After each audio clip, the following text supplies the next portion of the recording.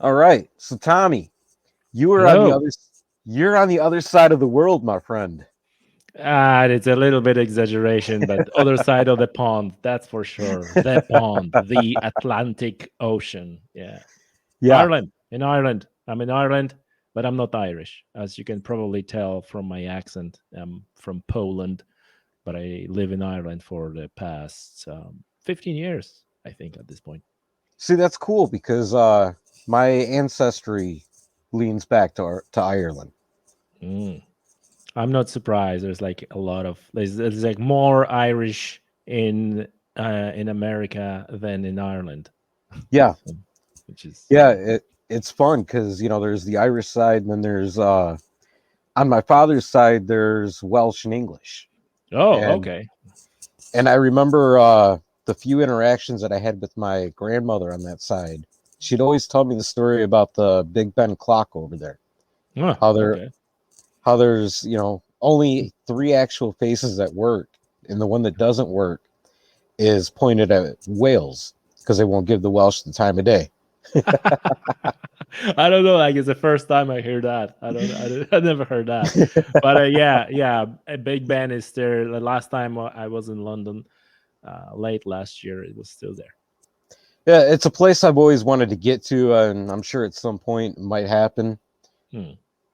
But the biggest thing that drew me to wanting to connect with you is exploring the different models of conservation. The different ideas and how those principles of conservation that we utilize to take care of the land as stewards, we're able to bring them inward and we're Hmm. able to use them as a model to not only conserve mistakes that we've made in life, but also play a steward in our very own life and helping our story to grow and progress pretty much in the way that we dream it and we see it to become reality. Hmm. Yeah, yeah. Listen, we talked about before we started recording about different models of conservation, and you know whatever is going on in America in terms of conservation, and even in terms of hunting and fishing media, has a great impact on what's going on in Europe through the um, media, through the pictures, through the celebrity hunters, through the Instagram and YouTube and all those things. And needless to say, I got into hunting um, fairly recently and fairly late in life. But obviously, my first start were Randy Newberg's videos on YouTube and stuff like that. And then I gradually started discovering how does those things work in Ireland and in Europe in general, and they're they're quite different than the model of North American model of wildlife conservation. I guess that's the full name. So yeah. Well, that's what really intrigued me because I want to explore that idea. I want to understand it a little bit better as far Mm, as the conservation models that you utilize over there in Europe. mm. You know, like there's a huge subject, and I feel like only mildly competent to explore that subject. So first of all, we can talk about wildlife conservation in Ireland, because that's where I live. We can touch a little bit about how it goes in Poland, because this is where I'm come from. But I guess the main thing here is that a lot of it's different in every country. So although there is a European Union, which supposed to be kind of like a federal government in the United States, but the countries in Europe has a way more say, and way more they're way more autonomous, let's say, than states in the US. So every European, so if you want to really explore that, you would need to have a guy from Switzerland and guy from Germany and guy from France and Italy and Spain and Portugal, yeah, etc., etc., etc. So that's the one thing. I think that where I would like to start. I would like to start from the what Aldo Leopold said in his Sound County Almanac. That I think that any outdoorsman, any hunter and angler, anyone who has any interest in wildlife should read that book. And he was saying something about the European type of hunting and the European hunts, and this is very much what I kind of felt kind of independently to versus to what Aldo Leopold said in his book, which I was quite chuffed then to see, like, oh, I wasn't wrong. That in Europe, sort of, I'm going to paraphrase his words a little bit, and I'm going to use my words as well. That in Europe, the real skill is taking game itself, but there's no woodsmanship. There's no hiking. There's no camping. There's like all these aspects doesn't exist. They're you know there is a ambience of the picnic, people coming in, driving, they're having fun, the game is being driven by beaters, and they're sitting in the high seats and shooting game, whether it's a wild boar or deer or stuff like that. So there is no aspect of this connection with the wilderness that I'm going to go in somewhere and hike and camp, and this doesn't occur. And the reason for there's a good reason for that is obviously the Europe, and the impact of humans on the environment and the landscape is way, way, way longer and bigger than in the United States, right? So in the US, this ethos of hunting, and now I'm talking about how it is in the US, which I have zero reasons to do that because I'm not in the US. But at least I think what the media shows, that there is this aspect of woodsmanship, right, where you hike somewhere with your 50 or 100 pounds backpack, and you set up a camp and you just hike back, and at least some people dream of this. That's not possible really in Europe because, right, one, there's no culture of such things. Two, there's no wilderness to speak about, to go anywhere and hike and camp and whatever. So even if someone wants to have this sort of experience, of course they can, but this is like some survival guys saying this is like looking for adventure in easy terrain, right? So this is sort of this thing.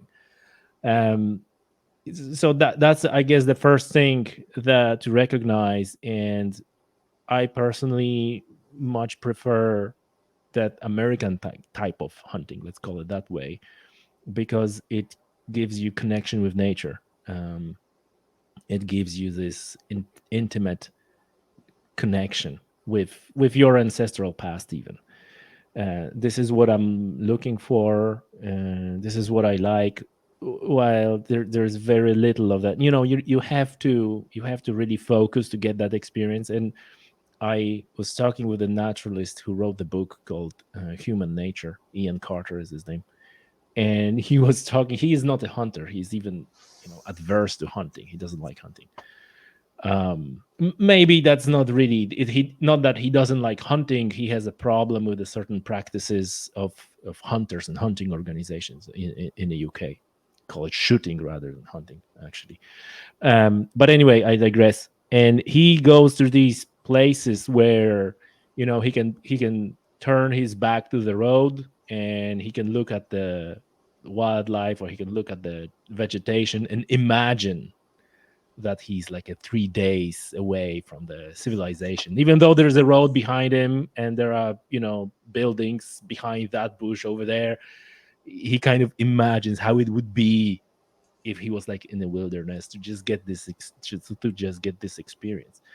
And yeah, so I think this is the biggest difference. And from that, obviously, coming differences in the conservation, where again it's historical, where in Europe every piece of land was owned by a king or a duke or a someone.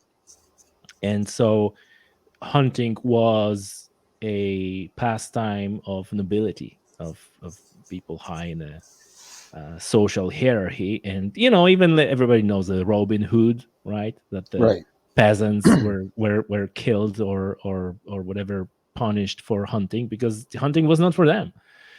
And so it's fascinating to see how things that were happening hundreds and hundreds of years ago kind of have are in a way expressed now in certain practices and how things are. And I see it that this way, versus where in America was this spirit of the pioneers who were exploring unexplored land and seeing. So that created that culture that is more connected to the land, I think.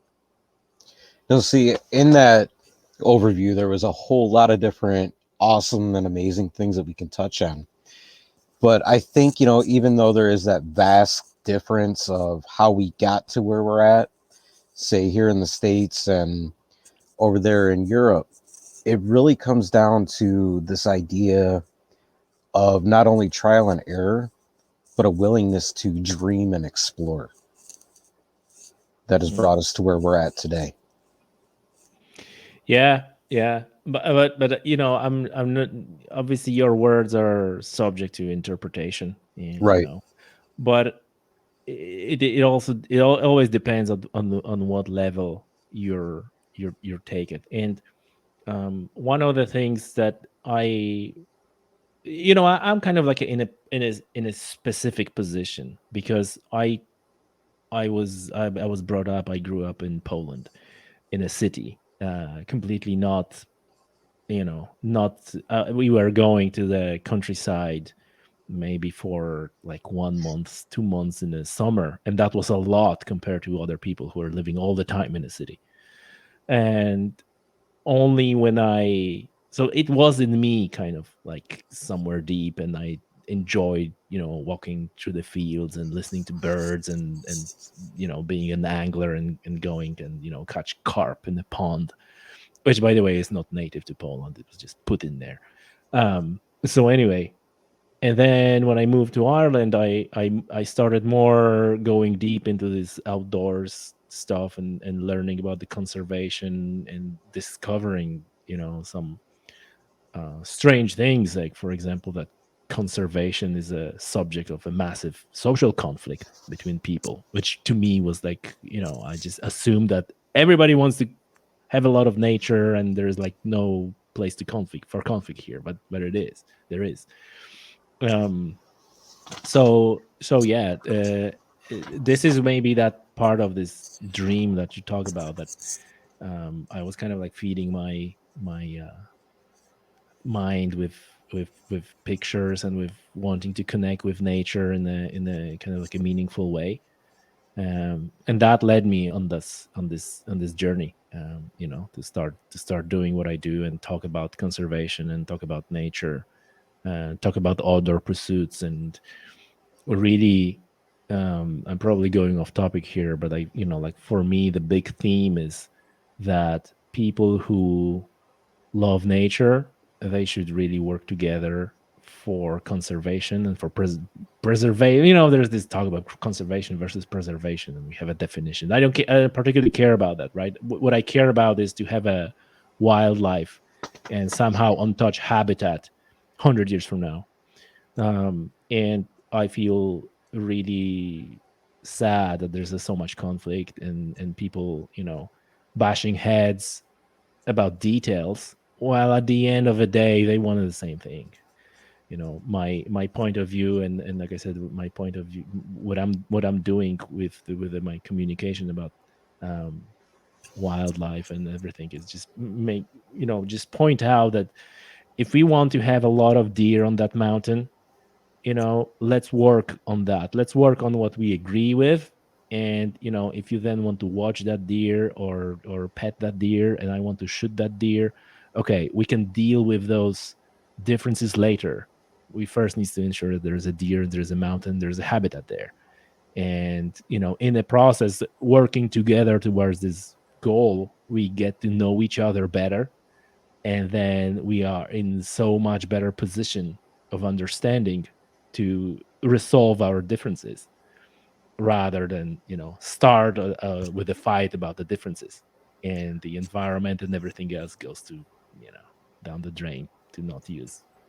And um, I think that right there is, a beautiful underlining statement, because I know here in the States, there's a lot of back and forth. If you're in this camp, then you're pro hunting, and, you're all about conserving. However, if you're on the outside looking in, you're thinking those things are so irrelevant nowadays mm, that you want to take them away. mm, And a lot of that, I think, draws from being inside that camp and how you represent the camp and the surroundings, what it is that you're out there doing. mm, We've all got these same goals, no matter what side of the fence you're on. We all want to conserve what we have, and also fix the mistakes that throughout the course of time we've made, so that we can heal the environment, and animals will be around for generations and generations to come. However, when all you do is you sit and you talk and argue about it, and you look at what's on social media, you look at what people write or what people say, you're feeling the fight, and you're missing those underlining statements, that we have the same common practice, we have the same common goal we're trying to reach. So getting out there and actually putting boots on the ground and living these things, testing these arguments, is really a key principle to conservation that gets into that trial and error thing. mm. Yeah, I think this is you're right on looking at it on the very high level point of view. But then, and if you like, we all agree that we want to better nature and more nature, but we, I think, often disagree what it is and what that means. And it is different in, again, if you, like in the United States, when you already have protected wilderness, although there are, as far as I know, repeated attempts to kind of chip away on that wilderness and get an extraction industry in, or this or that or something else. And I think that where I live, for example, in Ireland, there's a lot of discussions about um, conflict with farming. There's this idea of rewilding, which is really taking off, and people, and that's something that is understood differently by almost anyone who used the term rewilding. um, I think that the prevailing view is that rewilding kind of loses its original function. It even became toxic term in some cases. And I think this is because the landscape is so modified in, like, you take Ireland, like everything, there's a farming everywhere, right? And then you have a conservation organization like Wildlife Trust, which are NGOs. They're non-governmentals, which want to introduce wolves or lynx, and there's absolutely zero chance of this happening, because farming lobby is very strong. And in fairness, they have a point. Look what's going on in the rest of the Europe, where large carnivores are kind of like making big comeback. uh, wolves are spreading from the east, from the regions of Ukraine, Belarus, Poland, and they're going throughout the whole continent. And although they cannot cross the sea and get to Britain and Ireland. If you look in Europe, there is a massive conflict, and like in Norway and in Sweden and in Germany and Italy and so on and so forth. And why you have this massive conflict? Because you have farmers who are affected or just afraid that they're going to be affected. It's one or the other. It's like, okay, how much animals do you need? How the conservation look like? What how you want to, how many packs of wolves is enough, right? And then you have a groups who said, like, zero. That's the number we want. right? And then you have people like, yeah, we should, because this country has this many, density and this and that and something else, so we have place for so many wolves, right? And then there are people like me, for example, who are asking, yeah, it will be absolutely cool to have wolves, but do you want those wolves, scavenging the trash can in the back? How I mean, how wild they are, you know? Right. And you see scientific research, for example, in from national park in Abruzzo in Italy, where it turns out that um, 60%, I think, huge number of the wolves' diet is livestock. 30% of that is scavenging, granted, so it's not like they killing all those, but and then when you say like, okay, let's say the number is 50% or even 40%, right? If that's the supplemental feeding those wolves are being offered in this environment, then you're not only asking a question how wild they are, you also need to ask a question, how does it affect their role in the ecosystem, right? Because one of the arguments is these wolves are improving ecosystem, they making healthier ecosystem, they're kind of controlling or pruning deer population and this and that and something else. And then you got to ask yourself a question, how much of these ecological functions they really can do if they basically living off the fallen livestock. So it's very complex, and this is what fascinates me in conservation, in those discussions. And you touch it on the surface, and you go like, oh, everybody wants have a more wildlife and protect it, and then you start you know trying to understand arguments of other people, that you sometimes think is like, no, that argument completely doesn't make sense, and you start talking with them, and you go like, oh, I never thought about that, you're actually right. And it's infinitely fascinating and interesting to me. You've hit on a lot of really cool and important points. In fact, the wolf debate is something that's going on here in the States as well. And I think a lot of that revolves around really just nature itself and the carrying capacity. Mm, I remember way back to when I went through a hunter safety course, and they touched and highlighted the conservation idea. mm, It opened up with the phrase, "Man in all their all, man in all of our infinite wisdom knows exactly what the carrying capacity is, and we're able to, go out and do these things in order to take care of the land." Well, obviously, through that trial and error, we've proved that as a whole, even though we're great at telling stories and trying to make ourselves feel good, we really don't know everything. mm, Nature's got this plan, mm, and it's able to foster its own sense of balance, right? There's a island up in my area called St. Royal Island that is a great example of that, because it's untouched, and for a long time, the moose population and whatnot got kind of wild up there. So they brought in some wolves out of Canada, and they put them on the island. Well, as soon as it froze over, because they weren't really doing too well there. As soon as the water froze over, they hiked it back to Canada, and that was it. and there you go. and they've tried it numerous times, and a lot of the time it ends up the same results, or they end up eating themselves.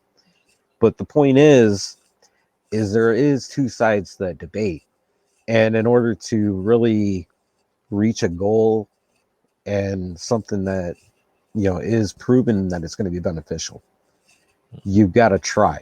You've got to put a theory together, and put it in action. Yeah. No, man, I'm with you on that. I'm with you on that. And again, I'm gonna give you an example that is close to my heart, and this is close to what I very often talk about and write about, is the introductions, because a lot of conservation work in the UK, Scotland, Ireland, this is what is kind of close to what I do, and my knowledge is around reintroduction of species, because we lost them all. We lost wolf, we lost lynx, we lost bison. And again, there's a different story on the continent, because on the continent there were pockets of those animals, and they have a chance to migrate sort of on their own devices and colonize new territories. And especially, like, for example, wolf that I talked about earlier, they were, prosecuted, essentially shot. And so once on the EU level, there were introduced certain uh, per- conservation measures, protections of those animals. They're no longer persecuted. You no longer can go out and shoot whatever you want. Then naturally they start migrate. On the islands, Great Britain and Ireland, and other smaller islands that are in this archipelago. Although I heard recently that this is questionable from the physical geography that this is archipelago. But I digress. You got a picture. Um, there's a lot of talk about the reintroductions of the animals, which is, number one, is very difficult because you they need to be reintroduced by humans, right? So if the wolf migrates from Poland to Germany or from Germany to France, then, well, it's a wolf. It does wolf things. Now, if that wolf is brought to Great Britain or Ireland and released, it is brought by someone, right? Now, when that wolf does the same wolf's things, but then there is like, oh, it's your wolf. It misbehaves, right? You brought the wolves. You're, latte drinking, city dwelling, whatever, brought those wolves who are now affecting. So this problem. This is sociological problem. But then, to your point of just trying things, there's a lot of discussions, like very highly theoretical, where, and scientists, and I'm not bashing scientists, they're doing excellent job, and they furthering our understanding, but they're doing this analysis, right? They're using now machine learning, artificial intelligence, to see, like, okay, if we introduce links, how they would behave, how they would disperse, what habitat connectivity they need, how much prey do they need, would they prey on this, would they prey on that. And then, I read a paper which is quite a lot of making quite a lot of hit in the media, where there was suggested that lynx would prey on non-native Sika deer. So in Ireland we have a huge population of non-native Sika deer. I believe that you have them in the US as well, in Maryland. That's a Japanese deer. Yeah. And then was like, yeah, Sika deer is obviously not natural prey for lynx, because they're prey more of a smaller deer, like a roe deer, for example. But they might prey on Sika deer, because when the non-native species is facing native predator, they show so-called evolutionary naivety. You still there? Oh, I'm still here. I'm following. Yeah, yeah. You frozen for a second. So Ah, I go it again. They have so-called evolutionary naivety, meaning they don't know it's a predator. They don't have a tactics to avoid this predator, and so on. Right? Okay. And to, you know, as a proof of that, they compare that with pine martens feeding on or preying on gray squirrel, which are also non-native. And then you think to yourself, like, well, that's a stretch, right? Kind of trying to apply the knowledge that you have of interactions between pine marten and gray squirrel to lynx and Sika deer. Well, maybe. But then there comes this point in time, like you said, that, however many years of analysis and simulations and artificial intelligence models we're going to run, the reality is we don't know, because nature is a very chaotic system with huge number of variables, and we can have a pretty good idea, we can expect something, but then at the end of the day, put the goddamn cat on the ground and see how it fares. If you want to do it. So I agree with that, but there is a huge social and political aspect to it that needs to be sorted. Because, for example, when we talk about wolf reintroduction in Ireland, my point is, which I was thinking about it a lot. What do I think about it? Would I like to get wolves in Ireland or not? And I would like to see that, but I don't see how this is happening, how this could happen, because it would create such a massive social issue, such a massive conflict socially, that it's just not worthy. We need to get people talk to each other and appreciate their points of view and their differences, and willing to, you know compromise somewhere. Because, like one of my wise friends told me, there is no consensus, there are only compromises, and this is how it goes. So I agree with you that, we need to start talking, and we need to do something, even if it's a small thing. But then we cannot do these things haphazard, to not kind of, you know make more damage in the end, because that's a reputational damage. And if there is a, like, one organization that tries to do something good for nature, but they're, turn all the farmers and landowners against them because they're moved, then they're done. They're not going to do anything good anywhere. So I really admire, organizations who are recognizing those things and are moving. Some people criticize them, they're moving too slow, they're, let's get on with it and so on. But then, let's get on with it attitude often creates a lot of conflict that then takes years and years and years to put to bed. And that way, really positive conservation actions are being delayed years and years and years by trying to, do something quickly. So I'm not sure, you probably don't have these problems in a US, um, especially that, like in the US, you folks did not lost any species of mammals. I think that the passenger pigeon is the only species that you lost. But other than that, buffalo or bison, you just, managed to keep it barely, and now they're doing pretty good. Um, it's quite different in Europe. The nature was decimated, through the, hundreds and hundred years of hunting and persecution.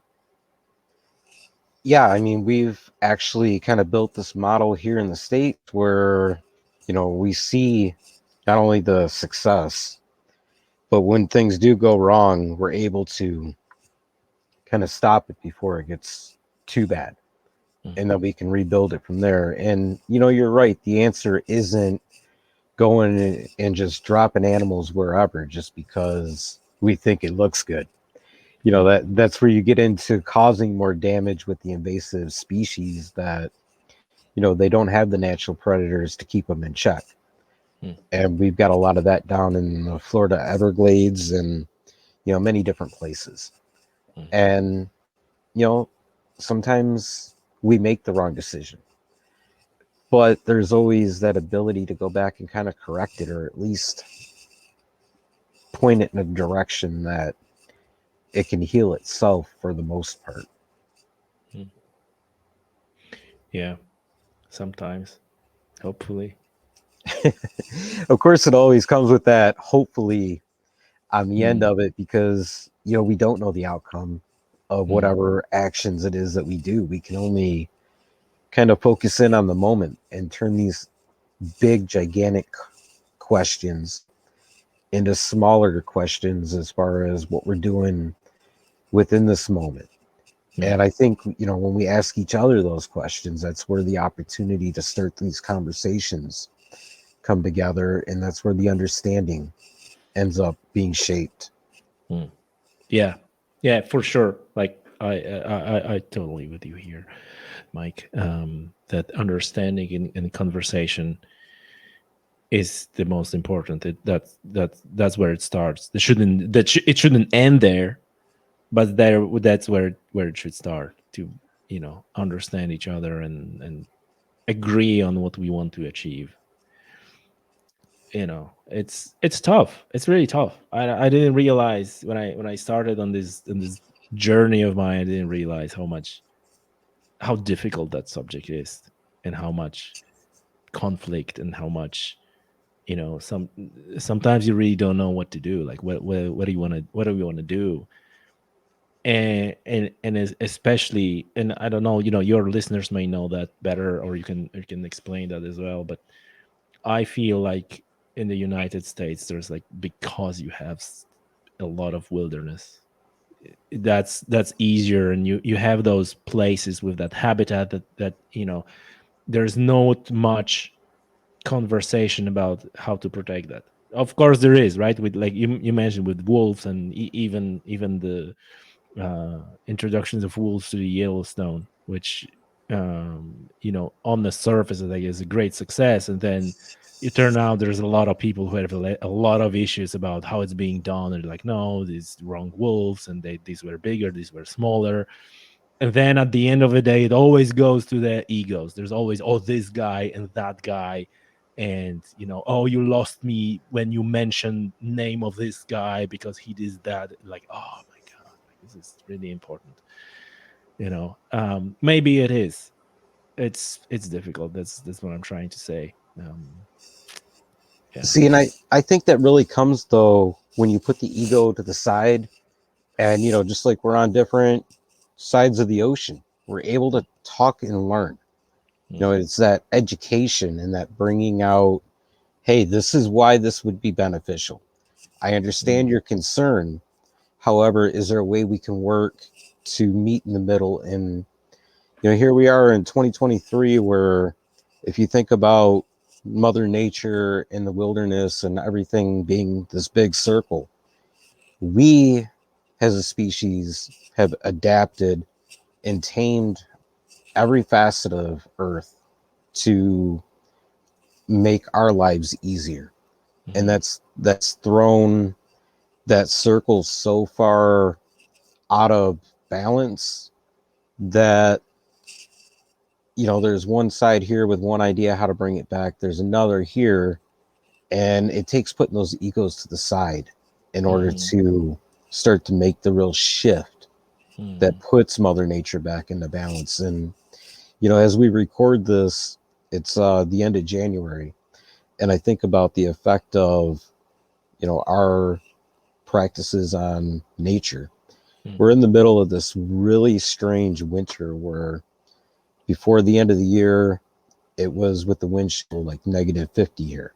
So mm, it was pretty extreme. And now all of a sudden, I wake up this morning and having gone through the first couple of weeks of the year with temperatures in the 40s and a little bit of rain, now this morning there's like 2 or 3 inches of snow on the ground. And these are things that, here we are at the end of January is normal for my area. However, because of global warming and the El Nino effect and whatever, it's like it's completely wiped it out this year. And all of a sudden, things are kind of transitioned back to what it should look like. mm. Yeah. Hopefully, depends how long it's gonna last. Yeah, I mean, I hear you, man. Um, and that's we gotta, to some extent, we gotta ask yourself a question, like, really, why we need that. Right. Like, you may make an argument, like, we just be done with all the wilderness and everything, and you have like everything, all the stuff artificial, and so on and so forth. By no means I'm advocating for that, but I'm sure there are people who would um, want these things happening. I think that the biggest value for connection with nature is how this impacts our minds, how we feel in nature, how we connect with nature, how calming effect it has on our tired minds. Because like, when you do your normal Western life, let's say, using this umbrella term, and you have all your screens on your phones and your computers, all those things, bombarded with all the useless, in fairness, and meaningless information. And then you go out, like when I go to the fishing lodge where when we fish for pike, and I step out of the car, the first thing is like, it's like everything is going slower, everything is like better. All the, you start thinking like all the artificial virtual problems that you had are just like, oh my god, how did I ever get upset about that? Right. I mean, like how is like it's that it's so I think that everything, all the arguments aside about the functioning ecosystem and its importance to have, all the traffic cascades and, our ethical or moral obligation to restore and all these things, like, okay, we can have a conversation on that, and a lot of these arguments are valid. But even sometimes from the purely selfish perspective, and a selfish not from the perspective of hunter and angler who wants to go and catch a fish, but from the selfish perspective, from the human being, from the human animal perspective, I feel we need that. And I think there are aspects of it that we might still not know and not fully appreciate, that are required for us. It's like with the early days of sailing across the continent, across the oceans to different continents, right? And everything could be perfectly fine on the ship, but there's this one little thing that we didn't even know about it, which is vitamin C, and people were lacking it, and you get scurvy and the people die. Just like one little thing that no one would thought about. Now we learn about it, and I think that it might be like that with nature. That there is something there that we need for our mental health, for our physical health, that we might not fully yet articulated what that is, um, but it's there. I think it is. See, I think the perfect way to kind of wrap this conversation up is the fact that whether you're in Europe or you're here in America, when you think about the progress of, what we're doing here in society and even in our own lives, the benefits that come with that progress, you're doing it kind of at a trade-off. You have to think about what you're losing Mm-hmm. and realize that when you lose it, it doesn't come back. So ultimately asking yourself that question, what am I losing by taking this step? Whether it's to further conservation efforts, reintroduce, a species somewhere, or ultimately end up losing it. Mm. Once it's gone, then what? You know, Yeah. what are you losing? I think is Mm-hmm. really something worth looking at. But I want to hit you with this kind of spur of the moment because we've touched on a lot of things that I'd love to explore further. Mm-hmm. If you've got time, I'd love to do a part two right now because of the fact that I'm running low on time on this one. Mm-hmm. No problem, man. No problem, brother. Anytime. Awesome. So we're gonna wrap this one up and we'll go from there. All right. Thank you.